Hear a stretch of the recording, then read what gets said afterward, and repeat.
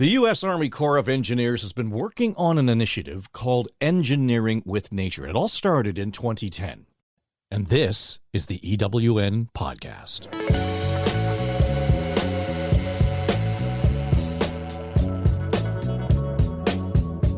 EWN is developing and implementing nature-based solutions for water and infrastructure projects. It's bringing together a growing international community of scientists, engineers, and researchers from all kinds of disciplines that are committed to harnessing the power of nature to solve problems. The EWN Podcast tells their stories. Now here's your host, Sarah Thorne of Decision Partners. Can nature make us happier, healthier, and more creative? Well, the simple answer is yes, and it's been scientifically proven. Our guest, a renowned journalist, spent over 3 years traveling around the world, talking with leading scientists on how to quantify the health and well-being benefits of nature. We are absolutely thrilled to have Florence Williams here to talk about her journey and what she learned. Welcome to Season 6, Episode 10. I'm here with Jeff King, lead of the Engineering with Nature program, and we're really looking forward to our conversation with Florence Williams, who's the author of The Nature Fix. Jeff, we have had many conversations from our respective cabins in the woods about inviting Florence to join us on the EWN podcast. Yes, we have, and I am so grateful to Florence for taking the time to be with us today. Her message really resonates with us. In fact, very early on, my wife, Paula Whitfield, who many of our listeners know, she actually read The Nature Fix and got so excited about the book and all of the great messages that were in it. And she shared that with me. And I, too, became a big fan of what Florence was doing and thought she would make a very interesting guest. So Florence, welcome. I can't wait to hear more about your journey and what you've learned in this process of doing research and writing this book. Well, thank you so much for inviting me, Jeff. And I'm really jealous that you and Sarah are in your respective cabins in the woods. Well, it's part of our Nature Fix. Unfortunately, my little cabin in the woods is going to be shut for the winter this coming weekend. Florence, you're a science journalist, an author, a speaker, a podcaster, a retreat leader, and you're a certified forest bathing guide. Wow. We're going to talk about the forest bathing in a few minutes, but let's start by talking with you about your inspiration for writing The Nature Fix. Yes, thanks for asking. Well, I have been a contributing editor for Outside Magazine for many years, and I'm fortunate in that they sometimes just assign me stories. But when they asked me to write about the science behind why we feel good in nature, it immediately spoke to me because of something I was going through in my own personal life at the time, which is that I had just moved from the Rocky Mountains to Washington, D.C., the heart of Washington, D.C. And I had lived out west in the Rockies for 20 years, actually 23 years at that point, although I grew up on the East Coast. So, it wasn't a totally foreign planet, but it still felt like a really jarring shift in my own psyche to make that move after living in the mountains for so long. And I was, thinking a lot, too, about what I had lost in my kind of daily nature connection. So when I got that assignment, it really spoke to me, and I didn't know it was a book then. It started as a magazine story. But before long, I realized that there was a lot of science happening at that very moment. It seemed like there was, in some ways, a shift, or a turning point in the science. A lot of new technology enabling different kinds of field experiments, for example, with neuroscience. So yeah, it just took off from there. It's so interesting. In your book, The Nature Fix, you talk about what you called our epidemic dislocation from the outdoors. Wow. Can you explain what that is and how it became really a motivator for you to conduct this deep dive into the benefits of engaging with nature? Well, what I realized was my move to the city and my concurrent sort of move spending more time inside really reflected global trends. I believe we're living in the largest mass migration in human history, and that is the shift indoors. At the same time, there is, of course, this shift to cities. We know that globally in 2008, global populations kind of passed this big threshold where more people lived in cities than didn't live in cities. Of course, that's been true in the United States for a long time. About 70% of our population is urban. But globally, that seemed really significant. Of course, we know that parents, when they were growing up, spent a lot more time outside than their children do.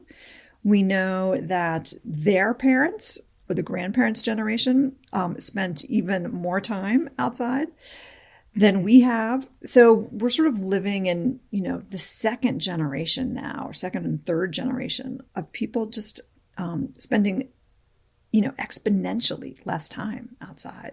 And yet I felt like we were not really reflecting on that. We weren't really paying attention to what that might mean for our emotional health, for our physical health. And so it was very motivating to me to take that on. Oh, I'm sure it was. I mean, I can tell you, I've been doing hikes down at on Lake Ontario, close by me, and you see kids sitting with their backs to the lake on their iPads. You think, parents, what are you doing? What are you thinking? Really, put down the iPads. So you embarked on this scientific journey, which is really interesting to us, to really discover the relationship between nature and the human brain. Talk a bit about that. Yes. There were so many different kind of levels of scientific study going on. One was the brain science, and there were these new neuroimaging studies. For example, people wearing electroencephalography machines on their heads as they walked through city parks or wilderness areas. I ended up doing some of that myself for the book, which is, sort of framed around the first person. But there are also these large-scale epidemiological studies, which don't really have to do with brain science, directly, but are just looking at, how healthy are people in terms of where they live, in these large cities. And of course, in Europe, there's terrific public health data. Scientists can map that on maps of where people live, how close to green space they live. And I'm talking large studies. I mean, these are, in some cases, hundreds of thousands of data points. And it's possible in Europe to control for income and control for education. So it's not just a question of, wealthier people have more access to green space and are also healthy because they're wealthy. You're actually able to look at sort of people who have, similar levels of socioeconomic status. And within those tiers, how healthy are they, depending on where they live? So that's going on at the same time. There's also a ton of kind of psychological studies going on. A lot of that is on the more individual level or very small scale studies. For example, looking at cohorts of people who have Alzheimer's. Or who are recovering from a stroke and are going through horticultural therapy programs, for example. So on many scales, there is this data coming in. Very hard, of course, to prove cause and effect with these, as I'm sure your listeners know. But it's a lot of suggestive data. There's a ton of, sort of mounting evidence, I would say, all the time. And when you can consider that there are all these different scales and types of studies, it becomes, I think, really, really powerful. Wow, this is just so fascinating to me, and want to hear more about some of these experiences. And could you, in fact, talk a little bit about what you heard directly from these leading scientists around the world? And I believe this actually started for you as part of a journey in Japan. Yeah, that's right. Japan was really the first place I went, and that was for the assignment specifically from Outside Magazine. And the way I like to write is by kind of witnessing the science going on, sometimes even participating in it myself as a way to tell the story. When I told my editors, I found the science that was, current right now, but it was in Japan. They were like, well, right. That's really far away. That's very expensive. But I was like, I know, but it's, that's where it's happening, next month. So that was the first place I went. A lot of the research there was being conducted by a physiological anthropologist named Yoshifumi Miyazaki. Had been actually studying this for years and years with cohorts of college students, and finding that after just 15 minutes of people kind of sitting in the woods and walking around these trails, kind of gently walking, they were showing, significant physiological changes on metrics of things like blood pressure and respiration rates, heart rate variability, and hormone sampling. So things like cortisol, which is kind of a, fairly real-time measure of stress, as long as the heart rate variability as well. And so that's where I first heard about forest bathing, because that's kind of the practice that they were encouraging in these 15 or 20 minute blocks of time. Maybe I should define what that is. Because good idea. if you're not familiar with it, it can be a sort of confusing term, I think, for Western audiences. It does not involve disrobing, but it is this idea of being in a nature space, almost like sunbathing, in that it's this kind of passive reception of stimuli, from nature. So especially engaging the senses. And in fact, in Japan, there are dozens of designated so-called forest therapy trails. And you can go on these trails with designated forest therapy rangers who facilitate the sort of opening of the senses. So it's kind of just a way to be really present and mindful in these spaces. So it was remarkable to me that these changes happened after 15 minutes. And, what I ended up discovering was it was really facilitated by this kind of, by the senses, that it helps if you can get out of your thinking brain, our neocortex, and get into our more kind of animal brain.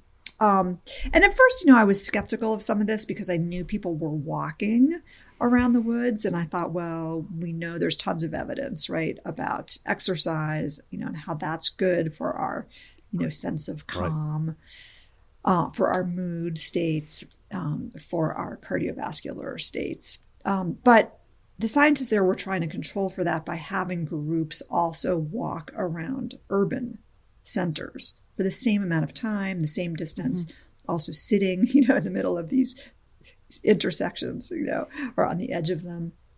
And perhaps not surprisingly, they were really seeing this more sort of resting state coming from these woods, and of course it raised all these questions of, well, is it the absence of the city or is it the presence of nature? So maybe I'm already prefiguring some of your next questions.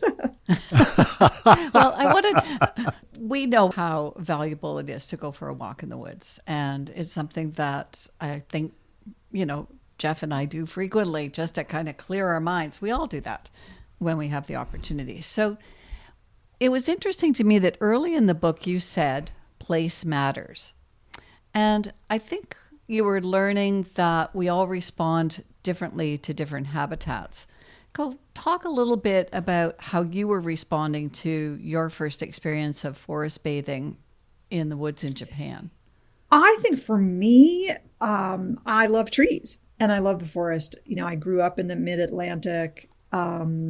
I love forests, but not everyone does, right? There are some people who feel claustrophobic in a forest or they feel unsafe. They may prefer, being on the beach. I've had so many people say to me, oh, I don't really like nature, but I like going to the beach. Like, guess what? Guess what? Or other people saying, oh, I don't really like nature, but I really like gardening. So, I think we have this idea in our culture that nature means, you're in a wilderness or you're on a trail, without other people around, or you're on some pristine mountaintop. And, and I'm guilty of that to an extent too, having moved, to DC from the mountains. I was like, where are the trails? Where are the mountains? I had to learn how to access nature in a city, which I kind of do by the end of the book. But I think there's a lot of variability in people's preferences for nature. Yeah. And I think that in general, we are not very good at forecasting how a particular nature setting will make us feel. And this has been shown in some studies, for example, where researchers will tell college students to guess what their mood will be after either a walk across campus, through the green or through the campus arboretum, as opposed to a walk through the underground tunnels, which I think this was at the University of Toronto or something where this study took place. And everyone misjudged it. The people who walked above ground were much happier in real life than they thought they would be once they had to sit down and sort of reflect on how they felt. And the opposite happened in the tunnels. So, when I talk to people and they ask me, well, what kind of nature, is best? I just say, pay attention, to how you feel. Check in with yourself. How do do you love being in the woods? Do you love hearing the rustle of the wind, through the leaves? Do you love hearing the woodpeckers and the squirrels and the crunch of your feet, on the leaves? Or do you like listening to the ocean? Or is there something else? Is there a desert, that really fills your soul? So, people get mad at me sometimes for not writing enough about the desert or the ocean because, and that's just my own bias. I ended up, and also a lot of the science, to be fair, a lot of the science was coming out of Northern Europe, which happens to be very forested. Yeah. Well, and Florence, maybe if I could just quickly share, when I was a little boy, I would get sick a lot. And there was a time when I was sick for like 6 weeks and didn't have a lot of energy. And what I found was that there was a couch in our house that looked out into what was a swamp near an adjacent part of the property.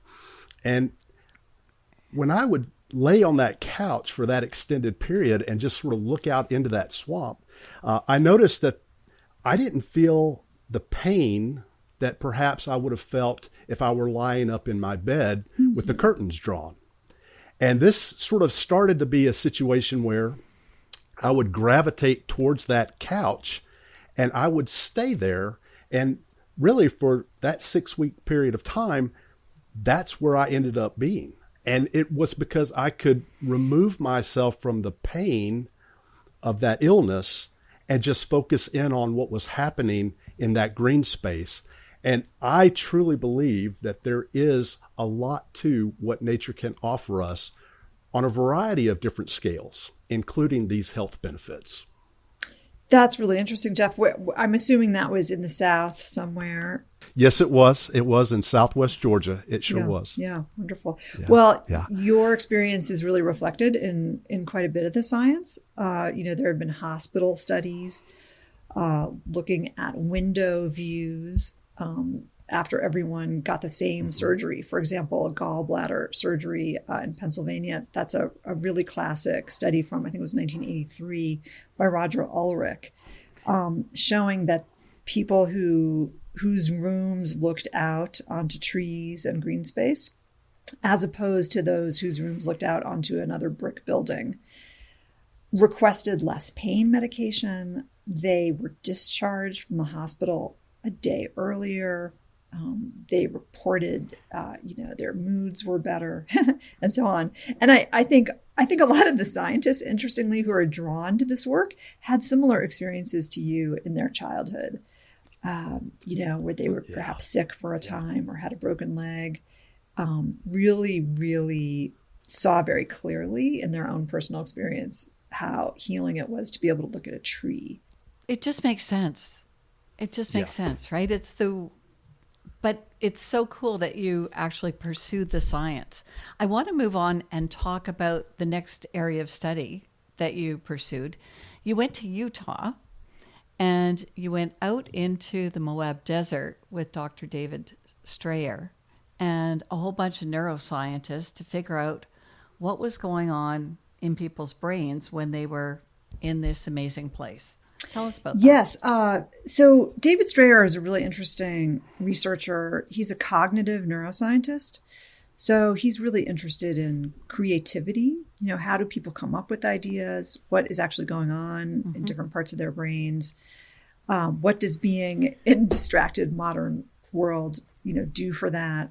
And again, this grew out of his personal experience where he noticed that he's a big river runner and a backpacker, and he would get his best ideas as a scientist after 3 days of being on the river. So he was very interested in this concept of the so-called 3-day effect, which was actually coined by a bookseller in Salt Lake City, who also noticed that some magic seems to happen after 3 days outside.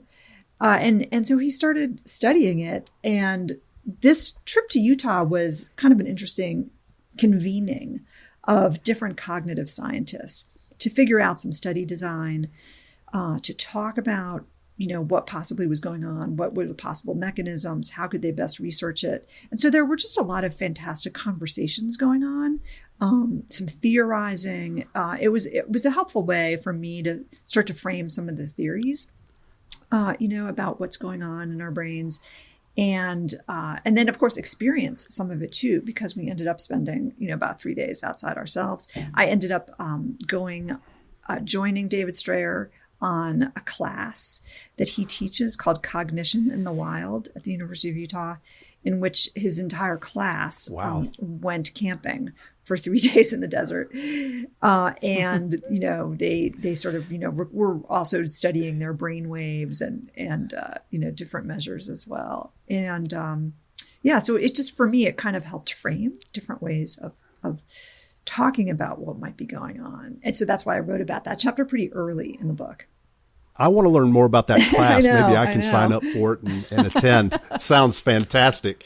But in all seriousness, can you tell us a little bit more about how nature actually affects our brains? I was sort of interested in hearing more about what these leading psychologists and neuroscientists were actually finding out in terms of the study of the brain. So Strayer has, a couple things. I mean, one is he did a pilot study that I thought was really intriguing, where he gave a test of creativity, a pretty standard test called the Remote Associates Test, in which people have to kind of come up with a third term after they're given 2 other words that tie those words together.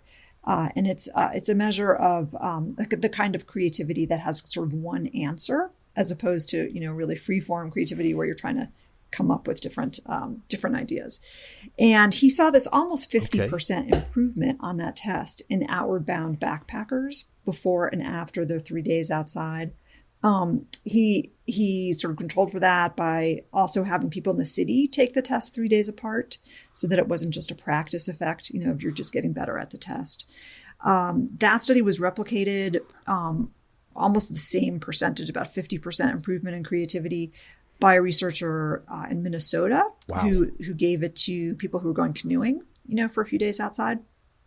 So then Strayer started looking at brainwave activity in the brain, sort of based on EEG data. And his theory and what he seems to be finding, although it's pretty tough sometimes to parse this data, is that there's reduced activation in the frontal cortex, which is our thinking parts of the brain. It's it's the seat of our executive function, right? It's where we plan, where we, check off items on our to-do list. And when our executive function is really fired up and working, there are other parts of our brain that are not. For example, our default mode network, which is something you hear a lot about with, Buddhist monks, for example. Mm-hmm. When we can go into our default mode network, it's a much more creative space. It's a more kind of free-form space. It can be a more empathetic space and also more creative space. But what Dr. Strayer really made me think about too, was that what may be happening after 3 days is that it's really our sensory brains. Again, I keep coming back to this idea of the senses. Our sensory brains are really waking up. And we notice things after 3 days that we didn't notice the first day. We become sort of more keyed into our so-called animal senses. And when that's happening, our thinking brain is kind of reclining a little bit. It's reducing. So that when we go back into our executive functioning 3 days later, we've had a rest. It's like a muscle that we've kind of rested. And it's just fired up and sharp. And that that analogy sort of made sense to me, that it's like a muscle and it needs a break. That's incredibly insightful. And I'm curious, with all of this information that you've been able to gather and thinking about now the importance of nature and various elements of our brain and function, from where you sit, from what you understand, what are some of the big takeaways for us, for people in our communities, for our listeners? I think about things so much now and so much differently. For example, just getting back to the senses, when we're in modern life and in our cities, our senses are sort of assaulted, in ways that we just accept and, don't really think a lot about. But, they're noisy. They smell bad. There are flashing lights everywhere. When I moved to Washington, D.C., I was so overwhelmed by the traffic circles. And, when you're driving through one of those traffic circles and your radio is playing, you can't actually hear what's going on the radio, right? Your brain shuts out certain stimuli in order to survive. That's a great mechanism, but it's exhausting. It actually takes a lot of glycogen. It takes a lot of fuel in our brains to filter things out. And so by the end of the day, we're sort of tired and cranky in ways that are really pretty subconscious. That really made sense to me. And when we're in nature, the opposite happens. Our senses want to pay attention. Our senses are actually evolved to pay attention and to make sense of the sounds and the trees and the natural landscape. Our visual perceptual system is really comfortable reading that information as opposed to being sort of uncomfortable reading it. So when we think about design in cities, it makes sense to design spaces where our senses can come alive in a comfortable way and where we can really, at the same time, reduce some of the noxious sensory stimuli. So, for example, I visited, Seoul in South Korea, and I was very interested there by a project in which they kind of unzipped, an underground canal, meaning they daylighted it and they landscaped it. And they, put trees around this canal. They came up with the acoustic engineers came up with little water features and waterfalls and a walking path so that, and the whole thing is about, 15 or 20 feet below street level. And it's in a very downtown, busy neighborhood. When you descend into this kind of lovely trail along the canal, you don't hear the traffic noise. What you hear is the sound of water and the sound of birds. I thought that was really brilliant. We can use acoustical engineering to really help refigure our landscapes, to make them more compatible, with our animal sensory nervous system. Well, it's interesting. Yeah, it's interesting you say that because I travel quite a bit for my work. And whenever I am passing through Hartsfield International Airport in Atlanta, Georgia, you have the option of taking the bus, that underground sort of rail line, or you can walk from one concourse to the other.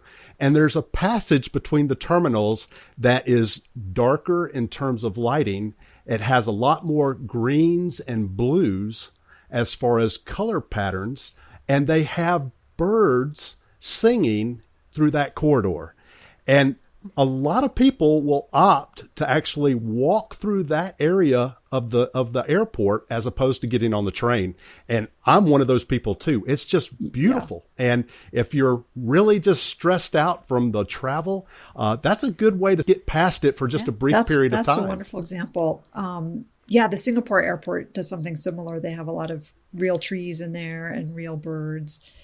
Travel is stressful. Wow. Modern life is stressful. It's not that stress is bad. It's that, unfortunately, we don't really have ways to recover from it in the ways our ancestors did. Life has always been stressful. Stress is actually maybe our default state, right? It keeps us going. It keeps us alive. It is. But we always had ways to recover from it. Every night we would see the Milky Way. We often encountered wildlife and made eye contact with wildlife. We sat around the fire and sang and told stories. we danced. We no longer have those just default ways of recovering from stress. And I think a lot of us are paying the price. We're seeing this huge rise, right, in mental health issues, also in inflammatory diseases, that are related to this kind of steady drip of stress in our bodies. So I think this whole sort of nature concept just invites us to think about these things a little more carefully. There are other ways to reduce, again, these kind of noxious stresses in daily life. For example, in DC, we recently passed an ordinance to ban gas-fired leaf blowers, to instead have electric leaf blowers. Leaf blowers are like the bane of my existence. I've heard this concept that we are now living in peak noise, which I think is really interesting. We may be living in the noisiest kind of decade even of human existence. And from now on, it may be getting better as we have more technological solutions, more electric engines, more electric fleet vehicles and so on. So hopefully, it is changing, and technology is really, I think, helping us become a little more sane at the same time that it's also making us much less sane. I think that's a great place to move on and talk about really this nexus of nature and health and the opportunity to expand nature-based solutions, particularly in urban environments. As you know, that's the focus of the Engineering Nature program. So let's talk about that. Jeff, maybe you want to put it in context. Yes, yeah, I've been thinking about that as we've been talking with Florence today. And Florence, as you know, the EWN program has been working on integrating nature-based solutions into a wide range of infrastructure projects across the Army Corps of Engineers, and certainly trying to support the Corps' mission. And I'm interested in hearing your thoughts on how our work could better support people and being able to connect people with nature. Yeah, thanks so much for asking. I think the health piece should not only inform a lot of these projects, but should actually be a priority for them. I've heard people talk about, this concept of biophilia, right? And how humans evolved outside in the natural world. We lived there for 99.9% of our existence. We love living things. And now, in the wake of climate change, in the wake of, a global pandemic, in the wake of war and strife and disunion and incivility that we're seeing, there's this concept of urgent biophilia, that having these green spaces accessible and high quality in our urban areas and our suburban areas is absolutely critical for dealing with these stresses that we're facing.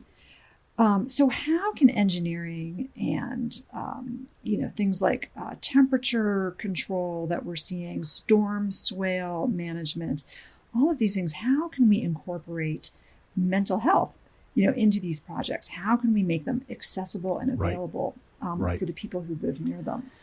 It always kills me when I see these drinking water reservoir systems that are beautiful and green and have these, 20-foot fences around them because people aren't actually allowed to walk near these. Surely there's a way to protect the water system and still allow a walking trail. There are so many examples of projects out there that don't involve the public, or public access. So I just think if we put this as a priority in our planning and design, which is really where it should be, yes, it can enable us to think about these projects in a whole new way, and can open up new sources of funding, new sources of revenue. Cities know that mental health and health in general is a huge, public health cost. There's some really interesting studies going on. Actually, I think in Birmingham, Alabama, for example, looking at street trees and public health, showing that the more street trees there are, the fewer cardiovascular events, for example. That is powerful and fascinating. And we, of course, know there are many reasons to plant street trees, especially for climate and temperature control. And so why not put them where more people are living? Why not increase Absolutely. the canopy cover? Yeah. There are health benefits associated with a higher degree of canopy cover. We know from a study in Toronto that if there are 11 trees on a street, that is the equivalent in health benefit of an additional $20,000 a year in income. Wow. That's fascinating. Interesting study. So it's practical. I mean, when you think about what you're talking about, Florence, there are practical applications that every community could be incorporating. Absolutely.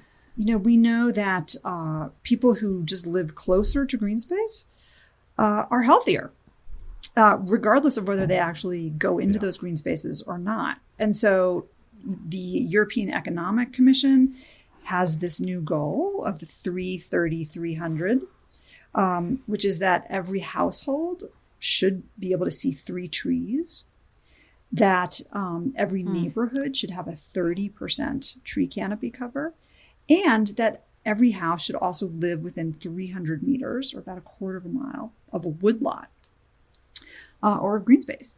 And so that's now being written in. This is a UN, initiative in Europe, and I think it's really a fascinating kind of benchmark. I'm a member of the Trust for Public Land in the United States, which has a campaign called the 10-Minute Walk campaign, which is that every household should be able to live within a 10-minute walk of a park. 100 million Americans currently do not live within a 10-minute walk of a park. So, Wow.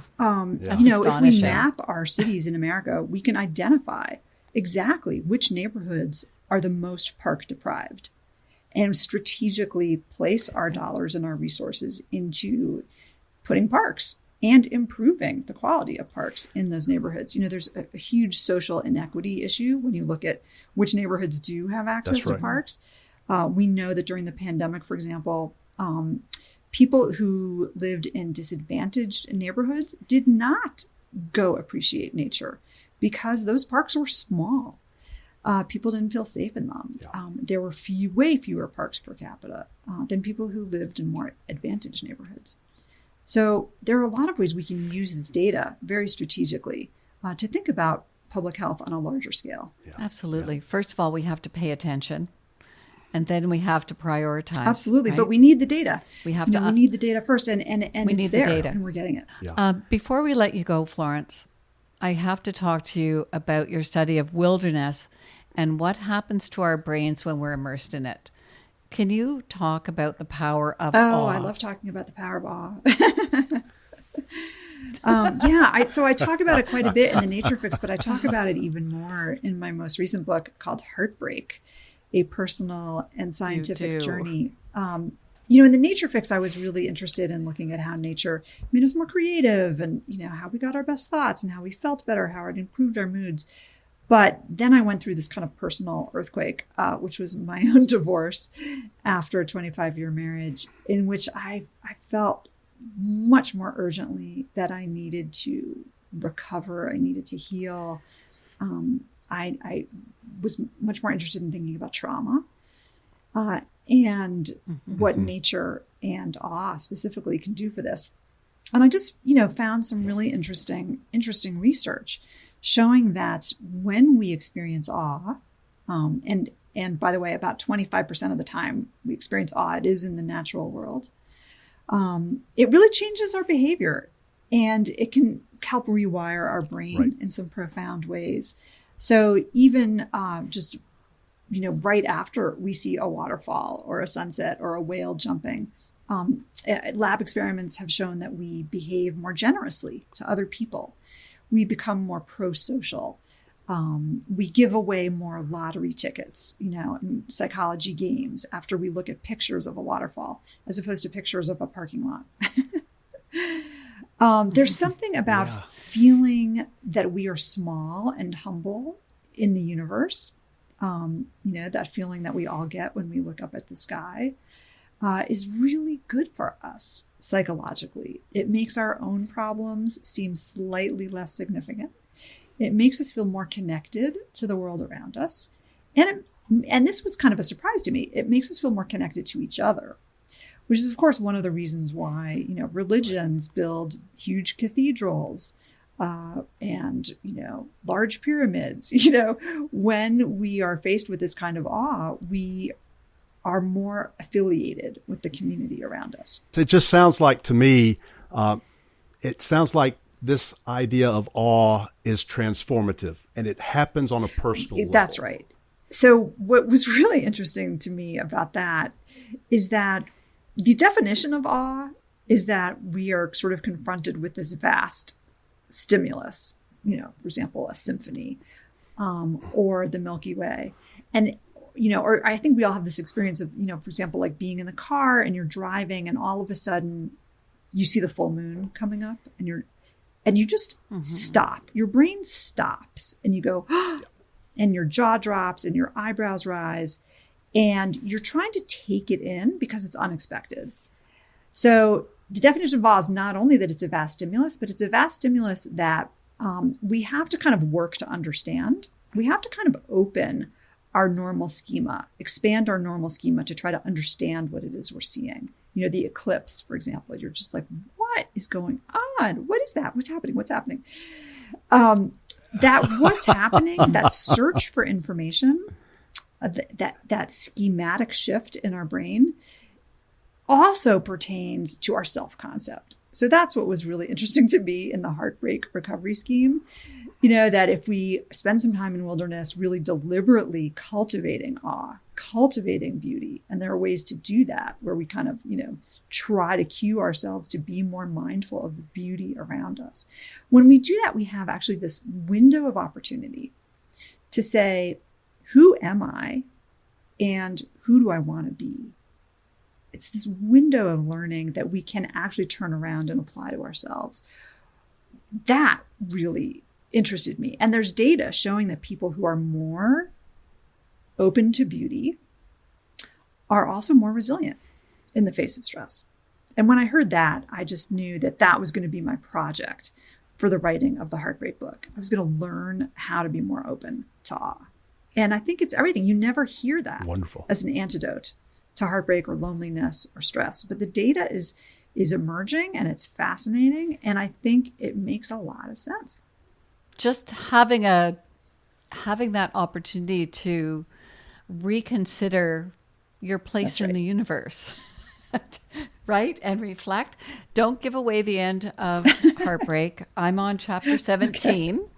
And it has been it's been quite a journey. I can't wait to hear how it ends. And I'm wondering if you could tell our listeners a little bit about what's next for you. I know that you've got your certification as a forest therapy guide. You're running a nature fix retreat, and you're spending a lot of time in the wilderness. So tell us what's the big next. update in my life is that I actually moved back to Colorado. So that's been exciting.